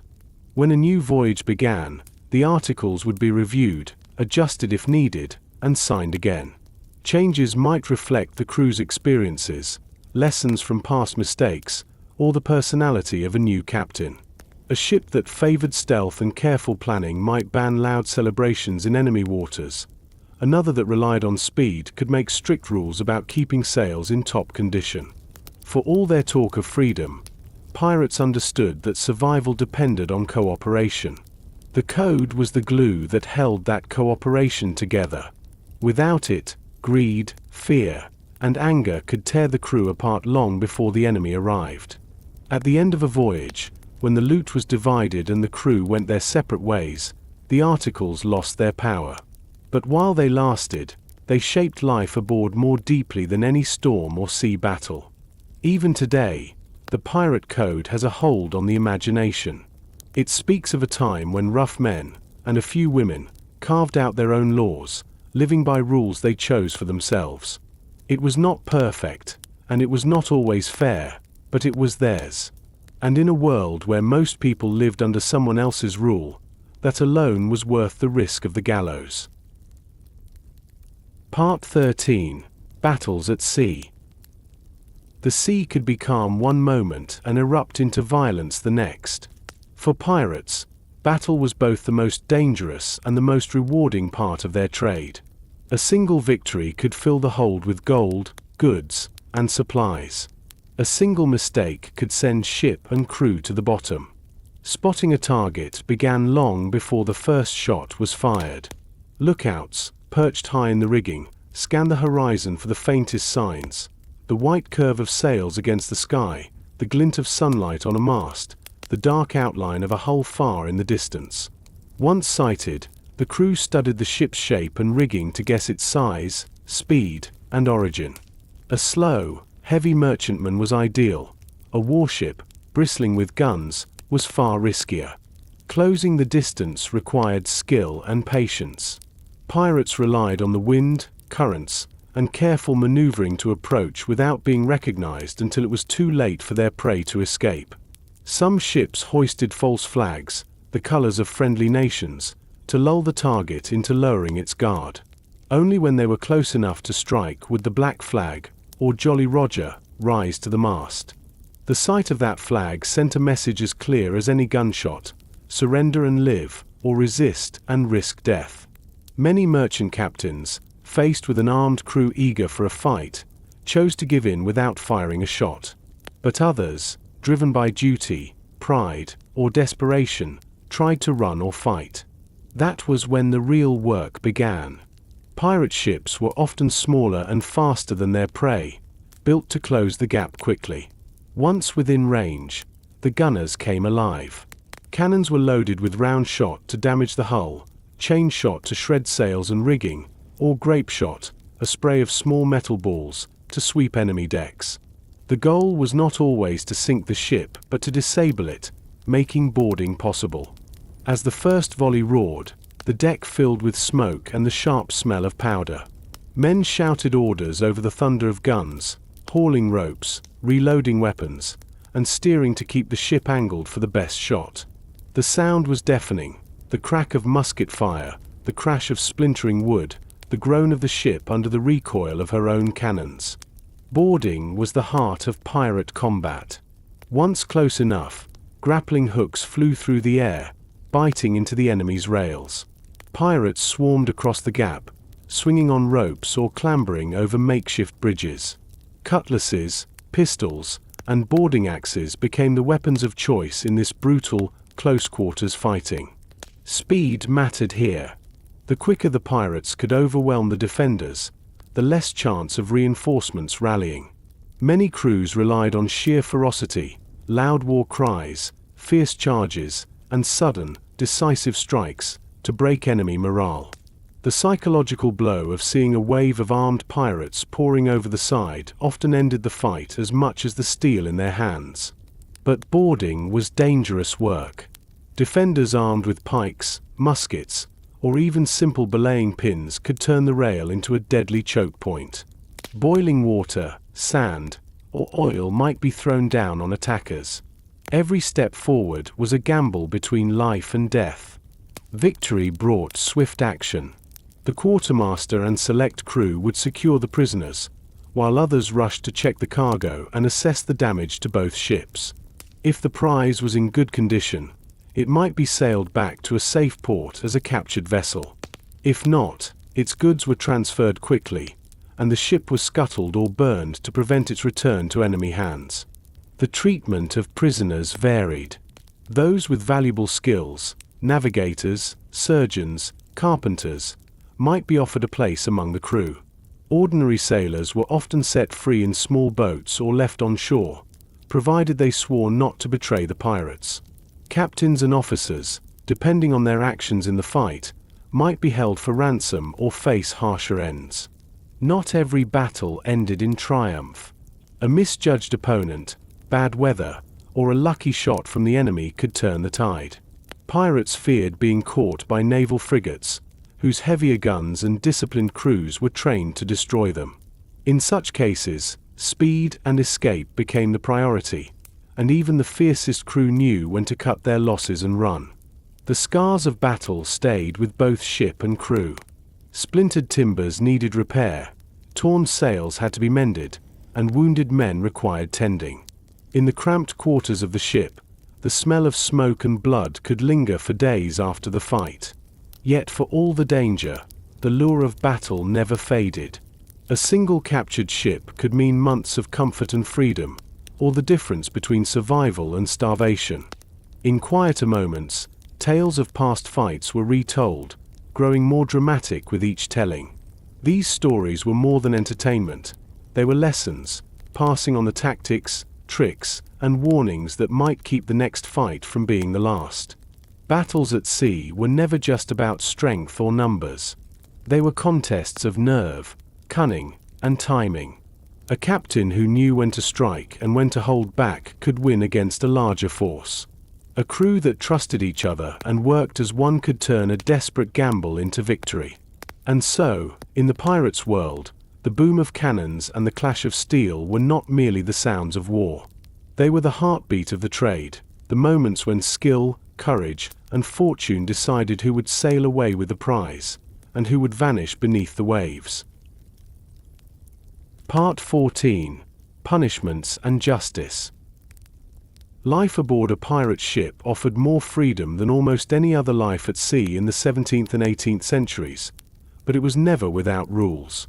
Freedom, in the pirates' world, was balanced by order, and order was enforced through discipline. Without it, the ship could not function, and the crew would not survive. Justice at sea had to be swift, clear, and understood by all.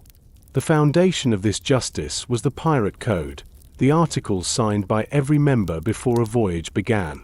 These rules spelled out not just how plunder would be divided, but also how disputes would be settled and how crimes would be punished. On land, law was handed down by kings and courts. At sea, it was written by the crew themselves, and enforced without appeal. The quartermaster usually acted as the main figure of justice on board. While the captain held authority in battle, it was the quartermaster who dealt with day-to-day discipline. He was the crew's representative, elected to keep the captain's power in check and ensure the rules were followed fairly. When trouble arose, it was the quartermaster who called the crew together to decide the case. Disputes between shipmates could be settled in several ways. If the offense was minor, a harsh word, a disagreement over duties, the matter might end with a warning or a small fine taken from the offender's share of the loot. But theft from the common store, striking another crewman without reason, or failing to do one's duty in a fight were far more serious. The punishment for theft was often the harshest. On many ships, stealing from the crew's shared goods, food, powder, weapons, or treasure, could mean death. Pirates depended on their supplies for survival, and a thief endangered everyone aboard. In some cases, the penalty was marooning, being set ashore on a deserted island with little more than a bottle of water and a pistol. It was a slow, cruel death, unless luck or passing ships intervened. Fighting among the crew was discouraged, but when tempers ran high, duels were sometimes allowed to settle matters. These were usually fought with pistols or cutlasses, often on shore or on a deserted beach. The goal was not always to kill, but to restore honor and end the dispute before it spread. The quartermaster oversaw these duels, making sure they followed agreed rules. Cowardice in battle was another offense that could bring heavy punishment. Pirates relied on every hand when the cannons fired and the grappling hooks flew. A man who hid, refused to fight, or abandoned his post could face flogging, loss of shares, or worse. In some crews, repeated acts of cowardice led to marooning, just like theft. Drunkenness was common at sea, but drunken disobedience was dangerous. Articles often limited when and how much rum could be drunk, especially before a raid. A man too drunk to follow orders risked the safety of the whole crew. Penalties ranged from loss of privileges to physical punishment. Some crimes touched on the crew's sense of morality. Many pirate codes included strict rules against harming women captives, with death as the penalty for breaking them. This was not always from compassion alone. Mistreatment could turn potential ransom into a political problem, bringing unwanted attention from governors and navies. The most feared punishment, aside from execution, was marooning. Tales of pirates left to the mercy of the sea and sun haunted every crewman. Stripped of company, supplies, and hope, the marooned man faced thirst, starvation, or madness. Stories spread of those who survived by sheer will, but such endings were rare. Execution at sea was less common, but it happened. A traitor who betrayed the crew to the authorities might be hanged from the yardarm as a warning to others. Sometimes, the crew chose a more symbolic fate, keel hauling, in which the condemned was dragged under the ship from one side to the other, scraping against barnacles and risking drowning. This punishment was both brutal and theatrical, though it was more common in navies than among pirates. Despite their reputation, pirates preferred order to chaos. A crew that could not trust its members was doomed, and punishments reinforced that trust. They were not carried out lightly, but they were carried out without hesitation when needed. Justice on a pirate ship was public. Everyone gathered to witness it, ensuring the lesson was shared by all. Yet there were moments of mercy. A first offense might be forgiven if the offender had proven loyal in the past. Injuries or illness that led to neglect of duty were treated differently than deliberate disobedience. Pirates lived by risk, and they understood that misfortune could strike anyone. When disputes could not be settled by punishment alone, the crew sometimes voted to part ways with the troublemaker, leaving him in a safe port rather than at sea. This spared the crew further trouble while avoiding the stain of blood on their voyage. Pirate justice was not perfect, but it was practical. It grew from the realities of life at sea, the need for cooperation, the dangers of betrayal, and the constant pressure of survival. On land, law could be slow and distant. At sea, it was immediate, close, and shaped by the will of those it governed. In the end, discipline kept the black flag flying longer than brute strength ever could. A ship bound together by trust and clear rules could survive storms, battles, and long voyages. Without that bond, no amount of gold or cannon could keep it afloat. Part 15. The End of the Golden Age. By the early 18th century, the world that had allowed piracy to flourish was beginning to change. The same winds that had carried merchant ships, and the pirates who hunted them, now carried warships from Europe's strongest navies, determined to bring the black flag down for good. The seas were no longer as open, the ports no longer as welcoming, and the age that had promised fortune and freedom was slipping away. The roots of piracy's decline lay in politics as much as in battle. For decades, European empires had tolerated, even encouraged, privateering, issuing letters of marque that allowed sailors to attack enemy ships legally during wartime. Many pirates began as privateers, sailing under official sanction until peace treaties made their trade illegal. When war ended, these men faced a choice: return to poorly paid merchant work or keep raiding without permission. Many chose the latter, but they now did so without the protection of a flag or a pardon.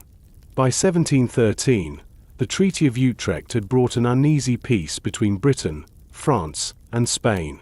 Without official backing, privateers became outlaws overnight. The same governments that had once relied on them now saw them as a threat to trade. Naval patrols increased, and governors were ordered to capture or kill those who persisted. Ports that had once been safe havens began to close their gates. Nassau, once the bustling heart of the pirate world, fell under British control in 1718 when Governor Woodes Rogers arrived with a fleet and a royal pardon for those willing to give up piracy. Many took the offer, trading the uncertainty of the sea for the chance to live openly on land. Those who refused found the noose waiting. Some famous names met their end during this crackdown. In 1718, Blackbeard was killed off the coast of North Carolina after a fierce battle with Royal Navy ships. The same year, Charles Vane was captured, later hanged in Jamaica. Bartholomew Roberts, perhaps the most successful pirate of them all, was killed in 1722 during a fight with the British warship Swallow. With his death, many historians mark the close of the so-called Golden Age. The decline was not sudden everywhere. Small pockets of piracy lingered in the Caribbean, along the American coast, and in the Indian Ocean. The Red Sea still saw occasional raids, and the waters near Madagascar continued to shelter outlaws for a time. But the days when pirates could openly sell their loot in major ports or outmatch naval patrols were gone. Part of the reason was the changing nature of trade and war. Merchant ships grew larger, faster, and better armed. Convoys, escorted by warships, became common on dangerous routes. At the same time, colonial governments invested heavily in fortifications, making it harder for pirates to raid coastal towns and plantations. Another blow came from within. Pirate crews were built on trust and shared purpose, but hunger, disease, and fear of the gallows took their toll. Desertion increased, and fewer men were willing to risk their lives for a share of uncertain plunder.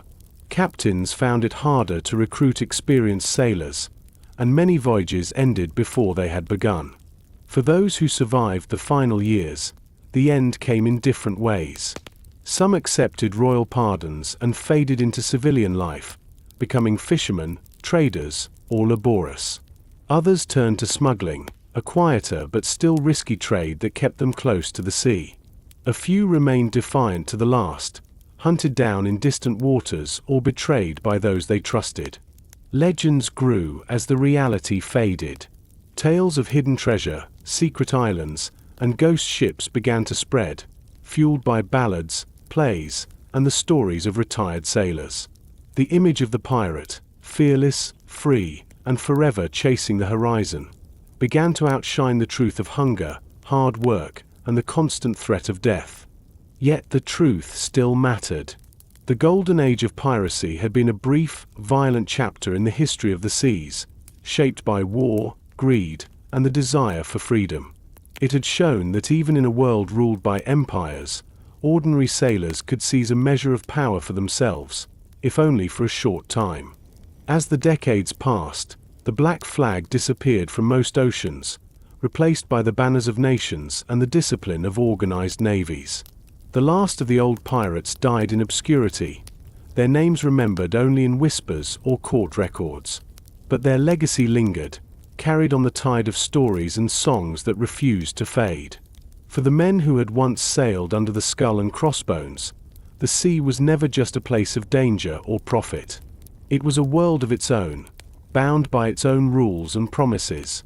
And though the Golden Age ended, the dream it carried, of a life lived on one's own terms, answerable to no king or empire, has never quite vanished from the human heart.